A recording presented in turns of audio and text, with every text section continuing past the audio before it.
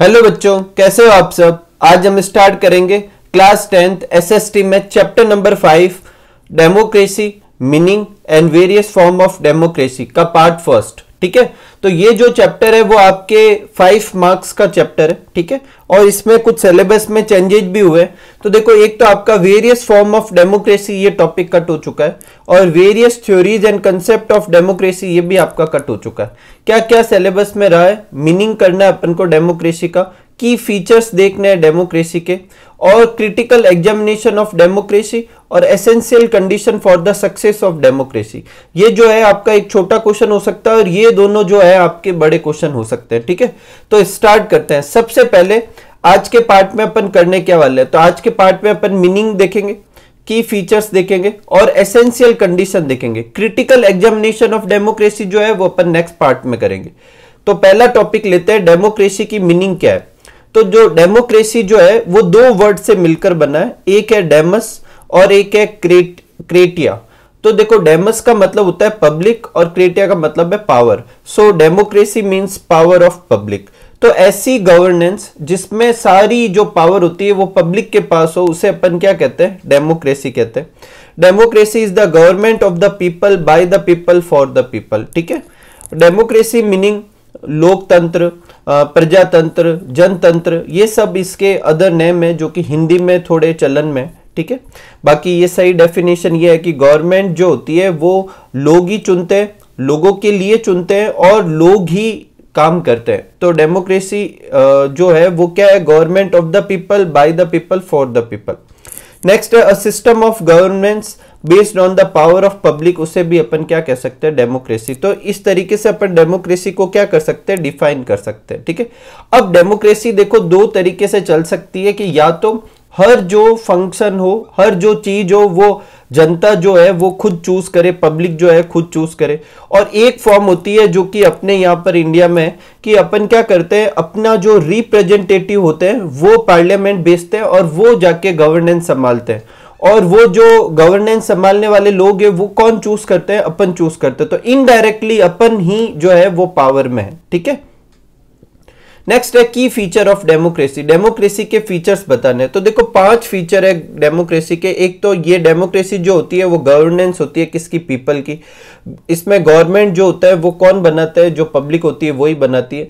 Democracy जो है एक मीन्स है कुछ मोटिव अचीव करने के, ना कि खुद एक उपलब्धि है। इसे अभी अपन टॉपिक को समझेंगे। गवर्नेंस जो होती है वो अकाउंटेबल होती है लोगों को, किसी भी टास्क के लिए, किसी भी चीज के लिए लोग उससे कुछ भी पूछ सकते हैं गवर्नमेंट को। ठीक है, नेक्स्ट है democracy is a developing governance, और ये एक तरह की क्या है, डेवलपिंग गवर्नेंस है, जो टाइम के साथ में और ज्यादा क्या हो रही है, डेवलप्ड हो रही है। एक एक करके पॉइंट देखते हैं। सबसे पहले है गवर्नेंस ऑफ पीपल। तो democracy is a governance of people, it means democracy is a rule of entire public, not the rule of a particular caste, religion and community. मतलब डेमोक्रेसी में ऐसा नहीं है कि किसी एक पर्टिकुलर कास्ट या पर्टिकुलर ग्रुप या पर्टिकुलर रिलीजन या पर्टिकुलर कम्युनिटी या पर्टिकुलर कुछ ग्रुप ऑफ पीपल ये क्या कर रहे हैं, गवर्नमेंट संभाल रही है। ये पूरे पब्लिक जो है उसकी गवर्नेंस को क्या करता है, डिसाइड करता है, क्योंकि हर एक जगह से क्या चूज किए जाएंगे, जो आपके वो रिप्रेजेंटेटिव है वो चूज किए जाएंगे। ठीक है, जो अपन ने चैप्टर नंबर 6 और 7 में भी देखा है। नेक्स्ट है गवर्नमेंट मेड बाय पीपल। जो गवर्नमेंट में जो लोग काम करते हैं, जो लोग गवर्नेंस चलाते हैं, वो लोग चुने किससे जाते हैं, वो पब्लिक चुनती है। तो in democracy people make the government, in democratic government public elect their representative and they form government. वो गवर्नमेंट क्या करते हैं, चलाते हैं। नेक्स्ट है democracy is a means not accomplishment. तो पहले तो इन दोनों वर्ड का मीनिंग देखते हैं कि मीन्स का क्या मतलब है यहाँ पर, और अकम्प्लिशमेंट का क्या मतलब है।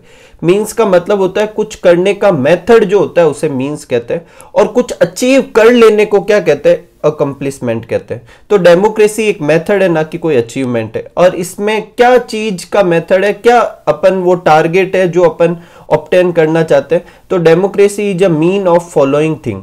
क्या क्या करना है, एक तो हर एक इंडिविजुअल की फ्रीडम और डिग्निटी को क्या करना है, अपन को प्रोटेक्ट करना है। डेमोक्रेसी में प्रोटेक्ट किया जाता है।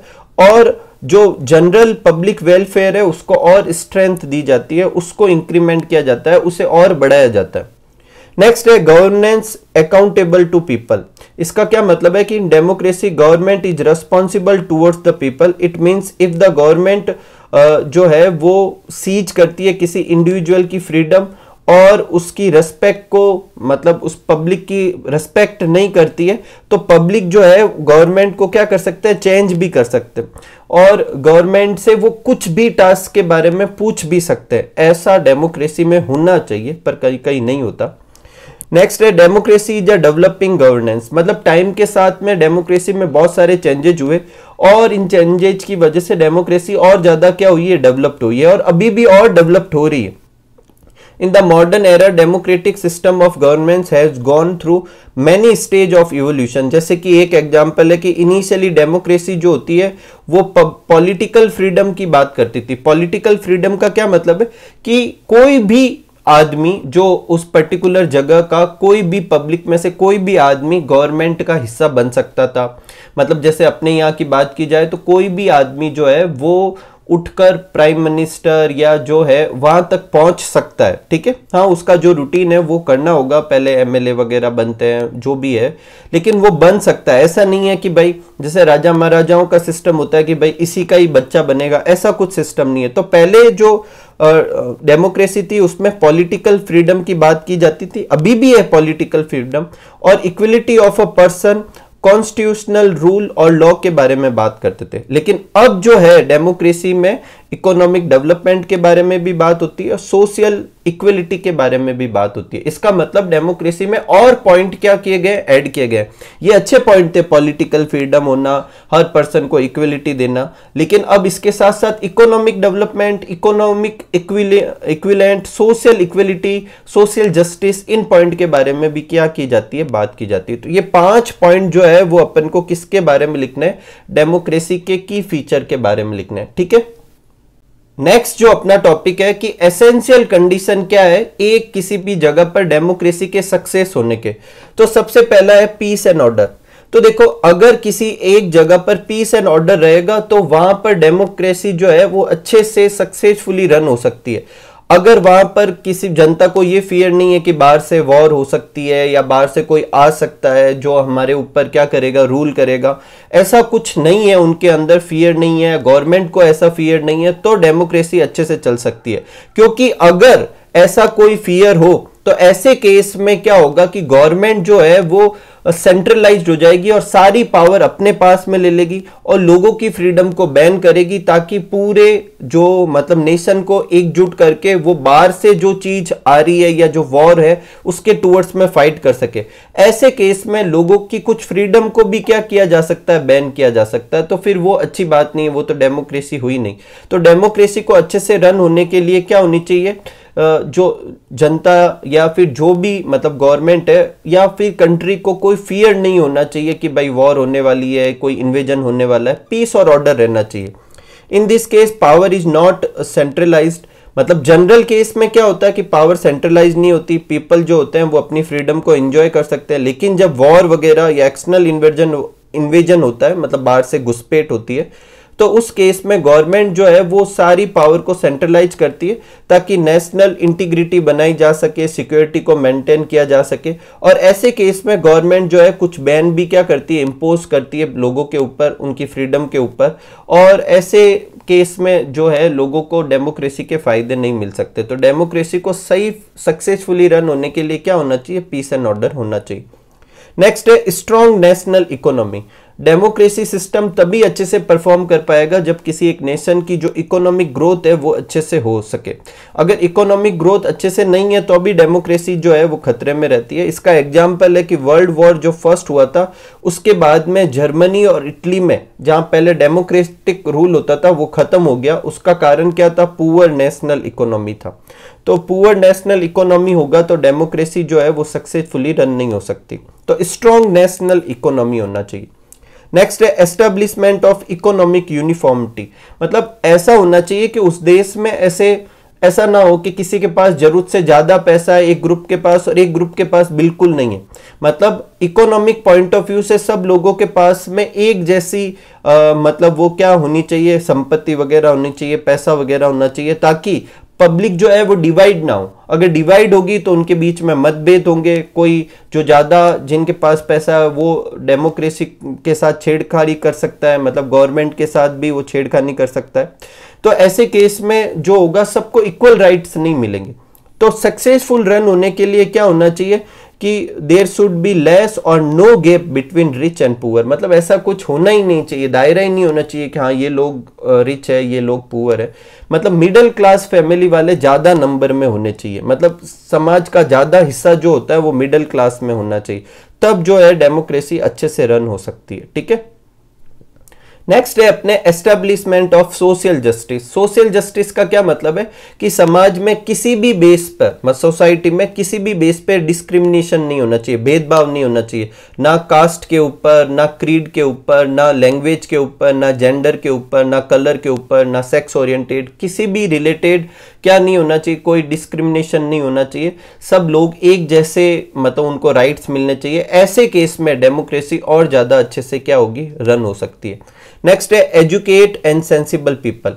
अगर लोग जो है एजुकेशन रखेंगे, उनमें जागरूकता होगी, वो अवेयर होंगे, तो वो क्या कर सकते हैं, अपने राइट्स को अच्छे से समझ सकते हैं, जो अपनी प्रॉब्लम है वो गवर्नमेंट के सामने रख सकते हैं। अगर गवर्नमेंट अच्छे से रन नहीं कर रखी तो उनके टूवर्ड्स में क्या कर सकते हैं, उनका अपोज भी कर सकते हैं, उन्हें फिर हटा भी सकते हैं। लेकिन ये होने के लोगों के पास में क्या होना चाहिए, एजुकेशन होना चाहिए, और साथ में सेंसिबल लोग भी होने चाहिए। जैसे अपना देश जो है डेमोक्रेसी में एजुकेशन तो बहुत है लोगों में, लेकिन फिर भी लोग जो है, मतलब जो ये पॉलिटिशियन होते हैं, इनकी बातों को समझ नहीं पाते। वो आपको कास्ट, किसी के ऊपर, जेंडर के ऊपर, कास्ट के ऊपर, रिलीजन के ऊपर आपको लड़ाते रहते हैं, और अपन सब उनकी बात को मान भी लेते हैं, पढ़े लिखे लोग हैं, लेकिन फिर भी अपन नहीं समझते कि सही डेवलपमेंट तभी हो सकता है जब सब मिल बांट के रहें। लेकिन जो गवर्नमेंट जो होती है अपने वोट के लिए, मतलब जो पॉलिटिशियन जो होते हैं अपने वोट के लिए ऐसा करते हैं, और अपन लोग जो है उनकी बातों में भी आ जाते हैं। इसका मतलब एजुकेशन होना ही काफी नहीं है, सेंसिबल लोग भी होने चाहिए, लोगों को समझ भी होनी चाहिए। नेक्स्ट है अपने फॉर्मेशन ऑफ पब्लिक ओपिनियन। मतलब ऐसा नहीं होना चाहिए कि लोगों को अपनी ओपिनियन रखने का कोई हक ना हो। जैसे अगर मेरे को गवर्नमेंट में कुछ पसंद ना हो तो मैं ये कहने की मेरे पास फ्रीडम होनी चाहिए। ऐसा नहीं है कि आपको तो बस सिर्फ तारीफ ही करनी पड़ेगी। तो जो प्रेस है, जो लिटरेचर लिखने वाले हैं, रेडियो है, सिनेमा है, टेलीविजन है, इन पे कोई रोक टोक नहीं होनी चाहिए। ये कुछ भी, किसी भी तरह का ओपिनियन गवर्नमेंट के टूवर्ड्स में रख सकते हैं, और ये अलाउ होना चाहिए। क्रिटिसिज्म में कोई बुरी बात तो होती नहीं है। अगर क्रिटिसिज्म होगा तभी आप क्या होंगे, और ज्यादा सक्सेसफुल और अच्छा काम करेंगे। नेक्स्ट है डिसेंट्रलाइजेशन ऑफ पावर। देखो ये मैं पहले भी बोल चुका हूं कि अगर सेंट्रलाइजेशन ऑफ पावर होगा, मतलब किसी एक जने के पास में सब चीजें होंगी, तो फिर वो डिक्टेटर बन जाएगा, वो अपनी मनमानी करेगा। तो पावर जो है वो डिस्ट्रीब्यूट रहेगी, और डिसेंट्रलाइजेशन होगा तो ऐसा नहीं हो पाएगा। तो डेमोक्रेसी के अच्छे से रन होने के लिए क्या होना चाहिए, डिसेंट्रलाइजेशन होना चाहिए। नेक्स्ट है सिविल लिबर्टी। सिविल लिबर्टी मतलब लोगों को कुछ चीजों की फ्रीडम होनी चाहिए। जैसे citizen can freely express their view, organise meeting, conduct meeting peacefully, और उन्हें जो है वो गवर्नमेंट के टूवर्ड्स में कोई ऑर्गेनाइजेशन बनाने, उसके पक्ष में, विपक्ष में, या कोई चीज के लिए मतलब कोई मीटिंग वगैरह बुलाना, अपना ओपिनियन रखने का, ये सब हक होना चाहिए। सिविल को ये लिबर्टी होनी चाहिए, उनको ये फ्रीडम होनी चाहिए। अगर ये फ्रीडम नहीं है, इसका मतलब वहां डेमोक्रेसी नहीं चल रही। अगर वहां भले चाहे वो एक डेमोक्रेटिक नेशन भी है, लेकिन फिर भी वहां डेमोक्रेसी नहीं है, फिर वो एक तरह का डिक्टेटरशिप हो गया। ठीक है, नेक्स्ट अपना पॉइंट है return constitution and the democratic tradition. देखो इसका मतलब समझते हैं। देखो कॉन्स्टिट्यूशन या जो भी कानून से रिलेटेड जो भी पॉइंट है वो लिखे हुए होने चाहिए, ताकि कभी कोई डिस्प्यूट ना हो। नहीं तो ऐसा हो सकता है कि किसी ने बोल के ये सब बताया है तो उसकी बात का अलग अलग मतलब निकाला जा सकता है, लेकिन लिखा होगा तो कभी भी उसके इंटरप्रिटेशन में कभी भी कोई डिस्प्यूट नहीं हो सकता। तो अगर डेमोक्रेसी को अच्छे से रन होना है तो उस देश का जो कॉन्स्टिट्यूशन है वो रिटन फॉर्म में होना चाहिए, जैसा कि अपना देश का भी है। नेक्स्ट है इंडिपेंडेंट एंड पावरफुल जुडिशरी। मतलब जुडिशरी जो होनी चाहिए वो पावरफुल भी होनी चाहिए। कोर्ट वगैरह जो है, सुप्रीम कोर्ट वगैरह, जो हाई कोर्ट वगैरह होता है, ये पावरफुल भी होना चाहिए और इंडिपेंडेंट होना चाहिए। गवर्नमेंट के अंडर में नहीं होना चाहिए, नहीं तो गवर्नमेंट अपने हिसाब से उसको क्या कर सकती है, हैंडल कर सकती है। वो इतनी पावरफुल होनी चाहिए कि वो गवर्नमेंट को कुछ गलत रन करने से भी रोक सके। ठीक है। तो जो अपने जुडिशरी जो होता है वो पावरफुल होना चाहिए और इंडिपेंडेंट होना चाहिए, जैसा कि इंडिया में है। यहाँ पर गवर्नमेंट के 3 हिस्से हैं और उसमें से एक हिस्सा क्या होता है, जुडिशरी, जो लेजिस्लेचर और एग्जीक्यूटिव के अंडर में नहीं आता, वो इंडिपेंडेंटली क्या करती है, काम करती है। और वो गवर्नमेंट को क्या नहीं होने देती, ऑटोक्रेटिक नहीं होने देती। मतलब गवर्नमेंट ऐसा नहीं है कि सारा का सारा पावर किसी एक पर्सन के पास में चला गया, ऐसा नहीं होने देती। तो ऐसा मतलब अगर कहीं डेमोक्रेसी को अच्छे से रन होना है तो वहां पर इंडिपेंडेंट और पावरफुल क्या होनी चाहिए, जुडिशरी होनी चाहिए।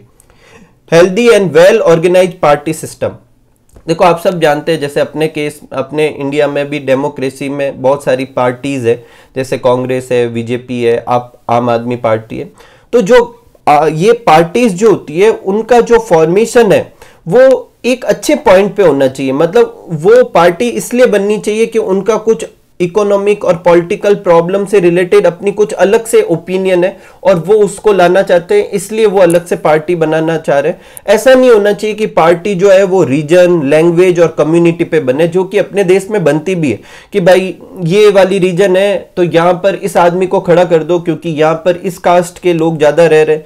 इस हिसाब से पार्टी नहीं बननी चाहिए, ना कि लीडर भी खड़े होने चाहिए, लेकिन अपने देश में ऐसा होता है। इस यही वजह है कि अपनी डेमोक्रेसी कुछ अच्छी भी नहीं है। नेक्स्ट पॉइंट है एलिजिबल एंड लॉयल पॉलिटिशियन। मतलब पॉलिटिशियन ऐसे होने चाहिए, अब क्या तो कहें इस पॉइंट पे, पॉलिटिशियन ऐसे होने चाहिए जो करप्ट ना हो, जो लायर ना हो, जो अपॉर्चुनिटी पाने पर चेंज ना हो जाए, ग्रीडी ना हो, वो लॉयल होने चाहिए, इंटेलिजेंट होने चाहिए, और ताकि वो जो है नेशन की प्रॉब्लम को आसानी से क्या कर सके, सॉल्व कर सके। ठीक है, तो एलिजिबल और लॉयल पॉलिटिशियन जो है अच्छी डेमोक्रेसी का एक मेन पॉइंट होता है। नेक्स्ट है national plan for public interest. मतलब डेमोक्रेसी के केस में जो भी मतलब कामकाज किए जाते हैं या जो भी प्लानिंग की जाती है या जो भी टर्म या नए प्लान निकाले जाते हैं, उन प्लान का एक मोटिव जरूर होना चाहिए कि वो स्टडी डेवलपमेंट दे और वो आम लोगों की नेशनल इनकम को इंक्रीज करे, उनके लिविंग स्टैंडर्ड को बढ़ाए। अगर ऐसा हो रहा है, जो प्लान बन रहे हैं वो इस चीज के लिए बन रहे हैं, लोगों को ध्यान में रख के बन रहे हैं, तो वहां पर सक्सेसफुल क्या होगी, डेमोक्रेसी सक्सेसफुल होगी। ठीक है, एक पॉइंट और रह गया, नेशनल एग्रीमेंट। मतलब सबके अंदर सहमति होनी चाहिए।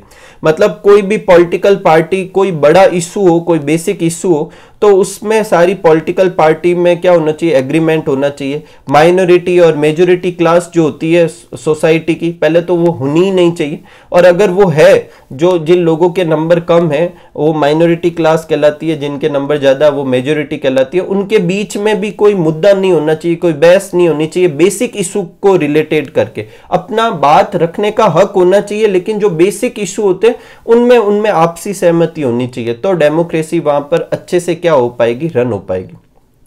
इसी के साथ अपन आज के वीडियो को एंड करते हैं। मिलते हैं अगले पार्ट में, जिसमें अपन इस चैप्टर का सेकंड और लास्ट पार्ट करेंगे, और अगला पार्ट में अपन ये चैप्टर नंबर 5 कंप्लीट भी कर लेंगे। उम्मीद करूंगा कि आज का वीडियो आपको अच्छे से समझ में आया होगा। तो मिलते हैं अगले वीडियो में, तब तक आप सब लोग खूब सारा हार्डवर्क कीजिए, खूब खुश रहिए, खूब मस्त रहिए। Thank you for watching.